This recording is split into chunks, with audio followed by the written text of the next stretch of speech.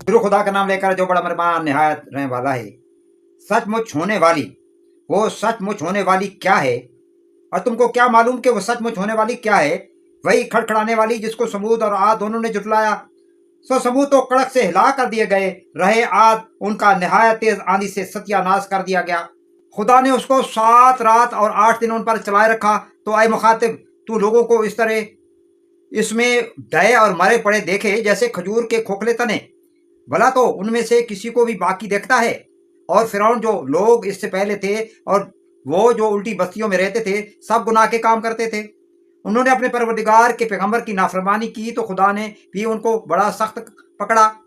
जब पानी तुगयानी पर आया तो हमने तुम लोगों को कश्ती में सवार कर लिया ताकि इसको तुम्हारे लिए यादगार बनाएं, और याद रखने वाले कान उसे याद रखें। तो जब सूर में एक बार फूंक मार दी जाएगी और जमीन और पहाड़ दोनों उठा लिए जाएंगे, फिर एक बार की तोड़ फोड़ कर बराबर कर दी जाएंगी, तो उस रोज हो पड़ने वाली यानी क़यामत हो पड़ेगी और आसमान फट जाएगा। तो वो उस दिन कमजोर होगा और फरिश्ते उसके किनारों पर उतर आएंगे और तुम्हारे परवरदिगार के अर्श को उस रोज 8 फरिश्ते उठाए हुए होंगे। उस रोज तुम सब लोगों के सामने पेश किए जाओगे और तुम्हारी कोई पोशीदा बात छुपी ना रहेगी। तो जिसका नामा अमाल उसके दाने हाथ में दिया जाएगा, वो दूसरों से कहेगा कि लीजिए मेरा नामा अमाल पढ़िए। मुझे यकीन था कि मुझको मेरा हिसाब किताब जरूर मिलेगा।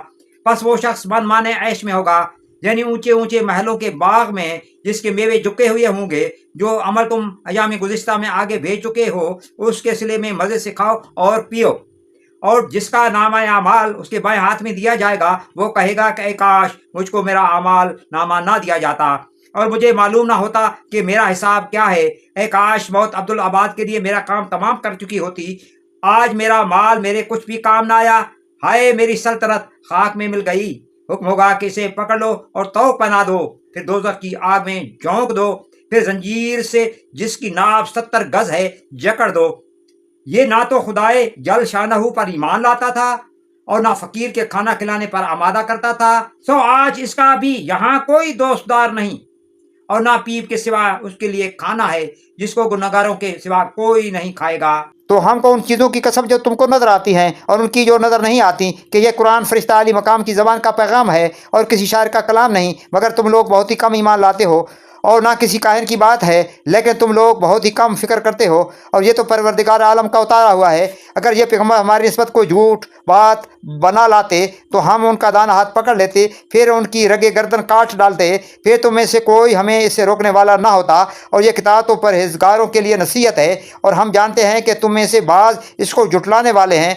नीज ये कि काफिरों के लिए मुजिब हसरत है और कोई शक नहीं कि यह बरहक काबिल यकीन है। सो तुम अपने परवरदिगार अज़्ज़ व जल के नाम की तंज़ीह करते रहो।